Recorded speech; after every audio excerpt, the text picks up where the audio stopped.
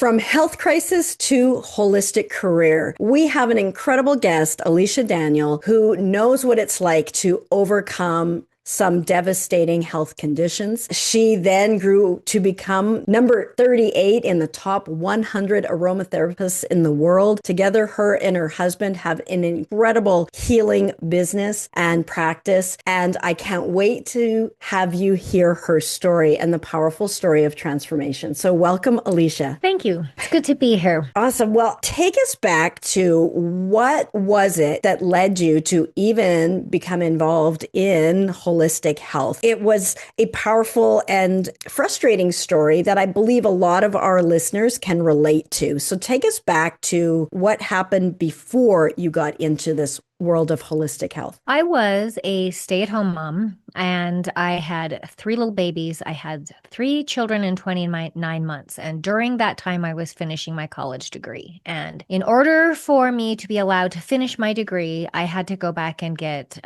measles, mumps, and rubella shot. And so I was pregnant with my first baby and I waited, of course, until she was born. And she had a vaccination and I got a vaccination and it took me out. I was sick for over a month. It really affected me. And then I had two more babies right away. And my body was just, I think, in shock. And I didn't recover from the vaccine. And I became sensitive to everything. Anything I ate made me feel like I was going to die. It felt like I had a fever. My body hurt. I needed to lay down. And you can't be feeling like that when you're a mom with real little babies. So I went and saw neurologists and internists and they tested me for lupus and MS and cancers and all manner of things. And in the end, they looked at all of my labs and they looked at all of the tests and they said, "You're really healthy. We don't know what's wrong with you. Maybe it's just chronic fatigue. Maybe it's just fibromyalgia." And at that time, they didn't really address things like post-traumatic stress from childhood traumas and things. And so that wasn't even part of the conversation. And how long ago was this approximately? Oh, about 28 years ago. Okay, so like the Um, state of, healthcare and that, and we're just bringing that back into that, world. Now, maybe people are starting to be more aware of some of these things, and we're talking about gut health and we're talking about things, but, nearly 30 Not years ago, then. not then. Yes. Yeah. Not So, then. So I got busy and I asked other women, like, how is it that you feel you have lots of little kids? How do you have all this energy? And I read everything I could get my hands on from all the local bookstores, from the libraries. I watched anything about women's health that came up on TV because this was pre-internet. And I just read and read. And I came across a book called Tired of Being Tired. And there was a little tiny section in there where she talked about um, allergies and how so many people, so many women, when they started understanding, the autoimmune responses in their bodies, they started feeling better. So, mhm. because everything I was eating made me feel like death, I went in for a full panel of allergy tests. And I came back with not only allergies to everything in my environment that I grew up in, to chemicals, environmental chemicals, food chemicals, preservatives and medications. Okay. I was allergic to everything. And so I figured, well, maybe if I start with the things that I'm eating, the things around me will bother me less. I picked there were five ingredients that I could eat that passed the allergy test with no problems. So I was eating grapes, chocolate, dairy, pinto beans. That's what I ate for a year. It was really boring. It was really boring. Then after the year passed, I started to add things in. So I would add eggs and I would see how that did. And then I would add a tomato and see how that did. And I did that for a year. The second year, I started doing combinations. So I had a list of things now that I knew that I could eat that didn't make me feel like I was going to die. Yeah. And then the allergy doctor said, now you got to do it in combination because sometimes combinations of things can do this use. So Okay. I took a second year um, and I figured it out. And I quit feeling like I was dying. I quit feeling like everything I ate was going to make me so sick. I didn't have the bloating. I didn't have the bathroom issues. I didn't have the gut pain. And I didn't feel like I was constantly having the flu, coming down with a flu. Yeah. And that's what it felt like, was a hard, heavy flu every time I ate. And that went away. The next thing I did was I started crafting my own skincare products, because all of the things on the shelves have all of these chemicals in them, and my face would burn and it would crack and bleed, and my Mm. hands and my Yeah. body would break out in rashes. And so I started crafting my own bath and body care products. And then I started sharing those with my neighbors and friends. And then I opened a little apothecary where I made and sold just those things. And that was a lot of fun. A few years later, during this time, I went and I started going to school, and I went and studied holistic health. And I learned how emotions affect your health. And I learned how, um, you know, it's kind of a triangle. It's your body, mind, and spirit. And so you have to take care of all aspects of those things to have a foundation for your body to be in order. And if any of those legs is out of order, then you have imbalance, and everything else over time starts to fail. So that really showed me in my own personal experience that if I wasn't managing the traumatic stress from my childhood, Yeah. and I wasn't managing the anxiety from that, all of that anxiety was causing physical symptoms. It was keeping me up at night. It was causing me digestive pain. Um, you know, and the list is really long about what anxiety unmanaged can do to you. And so it was a long process to get to It where you was. were. The discovery of figuring out what actually was going on, meeting with frustration with people not hearing you, taking matters into your own hands Yeah. when, and then being led to certain books and things that kind of started to piece things together, doing your own Sure. elimination diet, um, painfully slow, but also on the other side of it. I always say when you hit rock bottom, take the bounce, which you so did. And that's led to, nearly 3 decades, like, two and Yeah. a half decades of an incredible holistic healing career, with your aromatherapy, with creating these handmade, organic, chemical free bath and body products that for initially for you, so that you Yeah. had skin still on your body, but also then for others too. But we didn't stop there. So how did you go from doing that to what led you to then become a health coach? I had a small healing center when I lived in California. Hmm. And when I had my healing center, I would see people uh, on just about every topic that makes that little triangle of Yes. wellness. Um, and I moved from California and I missed it. I missed it a lot. I got to Arizona and I got married, and we bought a little homestead, and we got everything else, our garden going, our goats for milk, our chickens for eggs, all of it. And I just really missed the interaction with people. My husband and I do some other types of broadcasting, and his viewers wanted my help. And I just thought, I really should go back to this. And where I live is very rural, and I don't have a lot of access to one-on-one clientele. So I thought I should take this to the internet because Yes. everybody goes to the internet now for Yes. things. And Yes. I and the idea now that people are really becoming aware um, of their health, and they don't really know where to go, and they need reliable people. And there's a lot of information on the internet, and some of it's really, really good, and Yeah. some of it is really, really not. So I thought I'd throw my hat in the ring onto the internet and Yes. and and make myself available to people who really want some support in a well-rounded way. Awesome. And so I mean, you can help, you have the capacity or the ability, given your background, to help a lot of people with a lot of things, and you do. But who are you passionate about helping now? Who is it? What do you help them with?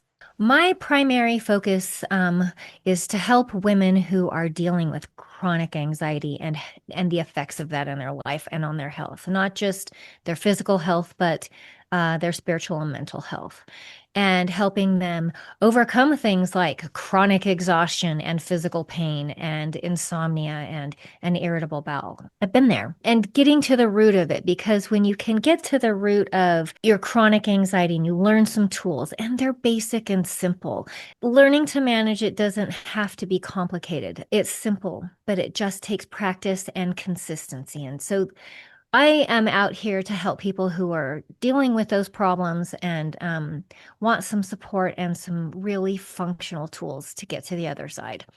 Yeah, I love it. I love it. It does allow you as a health coach to go deeper, like one-on-one with people. And it's, for me, it's one of the most rewarding types of careers and interactions that you can have. And it's healing for the coach as well as for the client. It feels good to do this work. It feels good to repurpose your skill set and your gifts in this way.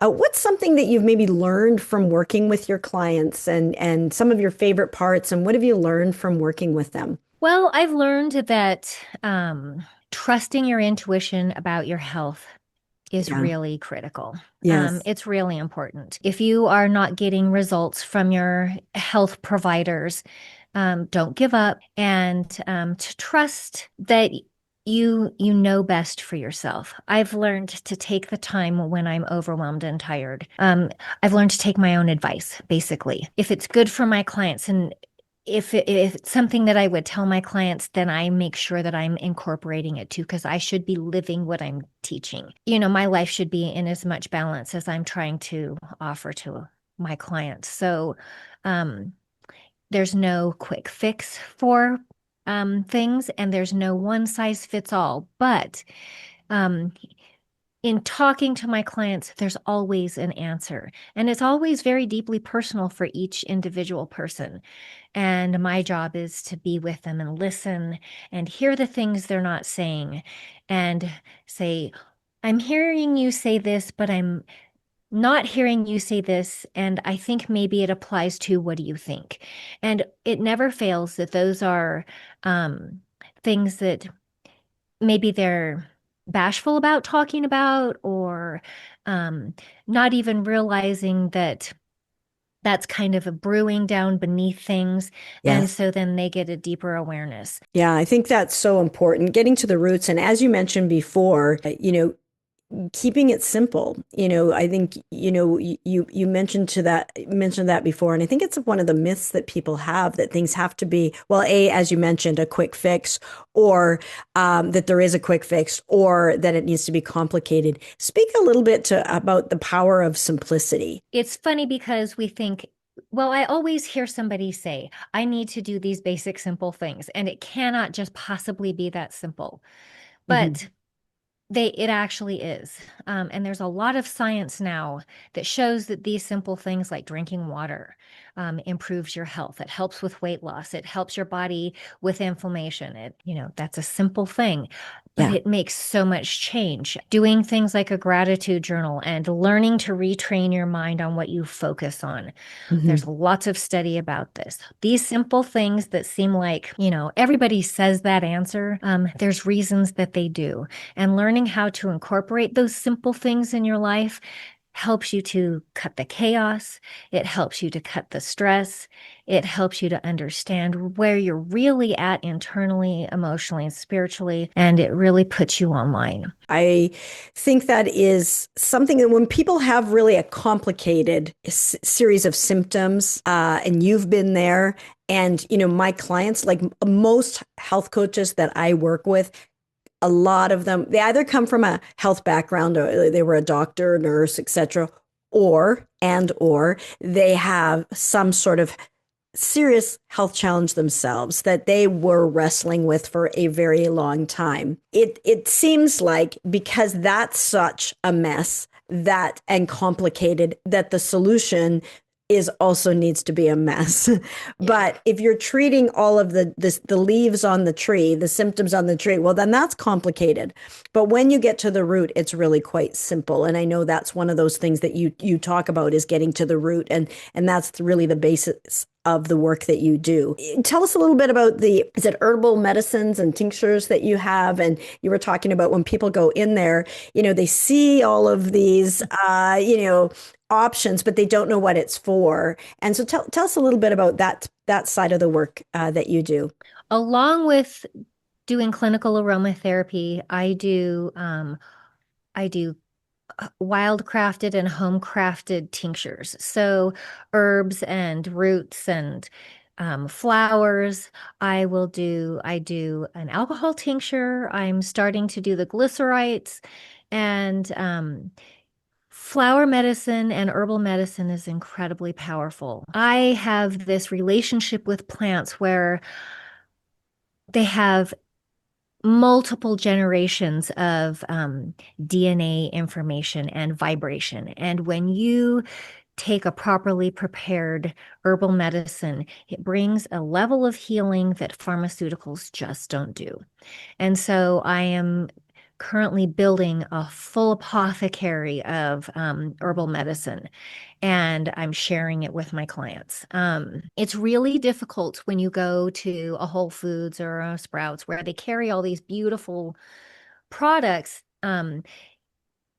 because they're herbs and because the FDA has rules about what you're allowed to make claim to. People go in and look at them and wonder, well, what is going to be best for where I'm at in my life? Yeah, And uh, a lot of times the knowledge of the store clerks is very limited. So I'm making my own and I can write, what the historical use of these are, what Western herbalism says about it, what Chinese herbalism says about it, and I can better direct my clients with things that I'm offering. So yeah. it's something I really love to do. Yeah, yeah, and I can tell that passion that you have for that, and your clients absolutely are the beneficiaries of all of that wisdom and knowledge because people are busy, and especially if they're not feeling well, they don't have a lot of energy to spend or potentially time to try and sort all of that out. And what they really are looking for is that guide, like tell me what would be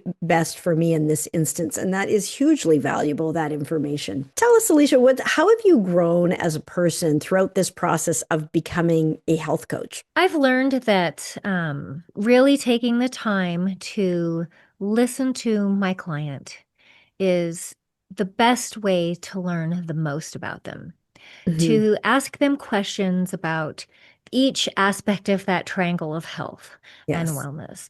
I need to understand what their frustrations are and where they're feeling challenged in other areas of the life. And because those things bring in stress. And then I need to understand what their hopes and wishes are for their health and what they want their life to look like and what they're experiencing currently that's not going right. Hmm. Um, and over time, I've really um, been able to enjoy the process of learning how to hear somebody. So for me, because when I can hear them, then I can help them. I can give them the tools they need to get there. Um, it's real. That's been really an important part of my journey in being a health coach because I didn't have that when I needed the support for my own health journey. And I'm not a doctor. I don't make diagnoses and I don't give prescriptions, but I have this other wealth of knowledge that complements Yeah. or it can be an adjunct to Hmm. for so many different things that and a lot of times my I will encourage my clients check in with your doctor before you do this Hmm. um, because I want their doctor to know that they're using additional um, options and it's important so that for me to see my client be heard and understood and have something that works in their life. I always feel a little conflicted with that because I was a doctor for 25 years. But Sure. you look at even the advertisements for drugs. Ask your doctor if this is right for you, and we And then look at a long list of all the things that all the those drugs crazy will do to things that you. are like, oh gosh, the original condition was a lot better than what, the side effects are. And it's kind of crazy. But then also, like when we're talking about, I'm going to say natural plants and Mhm.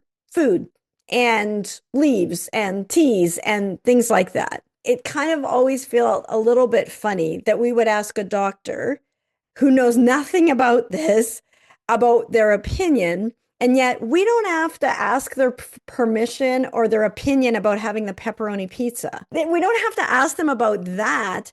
And yet we know, or even the cigarettes, like, should I, we don't even have to ask them about like vaping or like, and there's Right. lots of chemicals in there that are all unproven and untested and etc. But when something's unfamiliar, and as a doctor, in all defense of the doctor, if you ask the doctor, should I do this? They probably need to say no if they want to protect themselves because Sure. it is impossible for them to reach to research all of that. They are busy. They don't have time, right? They don't have time, and they got their patients that are going through like this, and it's a crazy system, so they don't have time to research it. So if they just say no, then they didn't get you into trouble. But if they say Right. yes, that's great, and then something goes awry, then they're on the hook for it. So the best Sure. answer that they're going to say is no. So what I used to tell my health coach clients when I was telling them to go ask their doctor, and now I will, there is a caveat. If you are on some medications and getting some treatment for some serious conditions with your doctor, definitely you got to let your doctor know, because there Yes. are even like foods that can interact with that. And so fair game. But if Yes. you're not on medication and you don't, it's not for that. You've been left to sort of, there's nothing wrong with you. It's all in your head. Go figure it out. What I usually like to do in those situations is let your doctor know I'm going to be doing some things to clean up my diet, improve my lifestyle, get moving better. Maybe try some supplements or something. I'm wondering if you could monitor me and make sure like that I'm everything's okay and I'm on track. They have to do that. They have to say Yes. yes to that. And so like Yes. especially with people who are if people who are wanting to lose weight, and that way, and because it was not uncommon that people would improve their blood pressure. Well, if they're still on their blood pressure meds originally, they need to taper those down. That's And so absolutely. have them be monitored, but just recognize that that is not the world. The doctors are trained in a lot of wonderful things and really know a lot, but they don't know anything about this. So, obviously do your due diligence. And if you're on medications, yes, we want to make sure that there's not that. But it is crazy that all of us are exposed to things on a daily basis that do our body harm, and that we don't even think about We're not asking being anybody monitored about. for the nitrates in our pepperoni. Exactly, right? Like nobody's even looking at that. No. And yet and then and instead we have to, like, for these natural things that are growing out of your garden, you better check, well, we don't know what that is, and it's usually just fear of the unfamiliar. But do your due diligence, do your research. But when you have a guide who can cut through, like, there's thousands of things that people can do, is to cut Yes. through and just make it simple. And then again, like you said, keep it simple. Drinking water, dealing with stress, doing breath work, all of these Sure. things, very, very, very important. But I love that you know about that. You are one of all the people that I've spoken with, you have a depth of knowledge, and it comes with decades of doing this work. And that's what you're looking for, is you want to find somebody that you trust, that knows this, that lives it, that's doing it for themselves. And that's really the best that people can do. It is. I keep very abreast, and I keep a current PDR for herbal medicines and pharmaceutical medicines. So if I have a client that's on those pharmaceutical medicines, one of the reasons that I tell them to tell their doctor is Yes, because some of these things may have those kinds of interactions, and I want the doctor to absolutely. monitor. Also, another reason that I will tell them this is because a lot of times they might feel a little bit hesitant about plant medicine because they're very pharmaceutical oriented. And I find that doctors, because they don't have time to learn about it and it's not part of their education, they will tell them, you know what, that sounds like a great idea. And anything that you can do to continue improving your and will monitor you. Yeah. So sometimes when someone is hesitant, it gives a little extra um, positivity towards something different. And it's a natural and easy progression. Well, you know what, do this. And here are the things that you might want to watch because the PDR says so and you're taking this. Double check it with your doctor and let's keep an eye on you. And I will remind them to go get their tests Yes. done. Yeah. And Um, I'm very conscientious about that because yeah. if you're taking herbs that are going to lower your blood pressure and you're on and you start to come down, well, then the Yeah. adjustments do need to be made. Yeah. So, Yeah. And I think that, I mean, it is, and also to protect yourself, because as things happen, like, so that's a great example of it's working, it's improving. But if we're also taking other things, so that's the big caveat. If you are on medications, and a lot yes, of people are, then you yes. definitely want to, discuss that. It needs to be monitored because oftentimes they've been on their medications for a very long time, and Yes. those things have to be carefully done. So, within the realm of the herbal practice, I take real special care and I just, I Yeah. want that understood because a lot of people sometimes hesitate to try it because maybe they won't be monitored. Maybe what if something interacts? But we go very carefully and move you from chemistry, inorganic chemistry to organic chemistry. Yeah, it's really important. It's really important to if somebody has something serious and if they're on medications that they are followed by their healthcare provider. That's Absolutely. always just good practice as a health coach. And even though I was a doctor and then a health coach, I would especially tell my clients, although I am a doctor, I'm not your doctor. And That's you're right. always going to want to follow what your primary health care provider has for you because they're going to have all of the information that they need to make the decisions that they're making. That's And right. so, yeah, so it's important to work with them, not against them. Yeah. That's really important that because some medications you cannot cut cold turkey, and No. we're not the ones who are going to decide whether someone's on or off a medication. But nevertheless, some amazing things can happen when you tap into nature and when you get to the root cause. So it's worthwhile. Like a lot of people think, nothing can be done with their condition, and I've just seen so many things to know that that's never true. Like there's always things that we can do to make it Always. better. Yeah, yeah. Always. Yeah, yeah. And even if it feels like it's a hopeless case, don't give up hope because, the body is a miracle and, who we really are is pure wellness and there you can tap into that. And so everybody has their own journey and we go through it, whatever. The stuff that you went through, the health crisis that you went through, had Yeah. you not have had, your skin on fire and, this, horrible fatigue and all of these the things that you had to go through, had it not been so bad, or had they have had a pill to just fix it, right?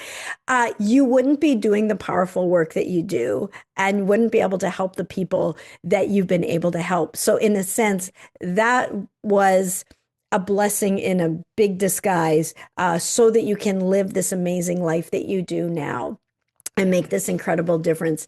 If you had to go back and talk to your former self, knowing what you know now, and you go back and talk to your former self, what would be some advice or something that words that you would want to impart, knowing what you know now?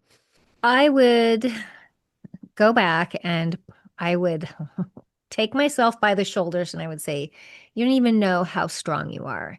Um, all of this care and effort that you're putting into yourself to save your life, basically, is going to become the foundation of everything that saves your life today and again, because it has. I'm here back here from time to tell you it has. Yeah.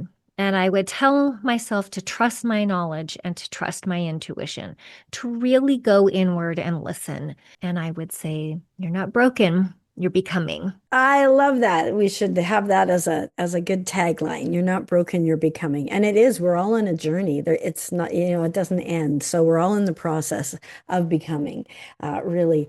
When you've one of my favorite questions that I like to end these interviews with is these stories of working with your clients, because we know when you get to the root cause of things. It's not just one problem that gets solved. It's this beautiful, set of leaves that you get a ripple effect of all sorts of positive benefits. And it's really encouraging and inspiring for both the health practitioners, if they're trying to help people, or for somebody who's suffering from a health challenge, that the benefits, they're going to keep on giving. And so do you have an example that you could share with us? Sure. I have a client that I'm working with currently, and she told me I could share some of her story. So when she and I started working together, she was dealing with a lot of anxiety.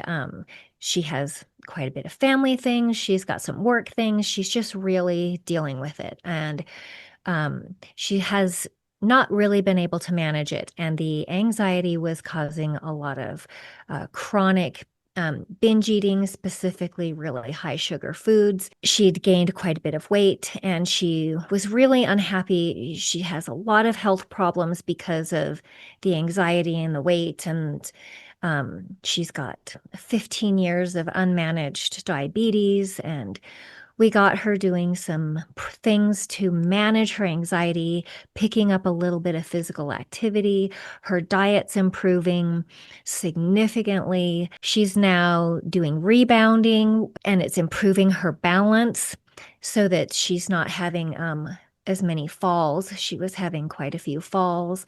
She was having a lot of gastric problems because of the kind of foods she was eating.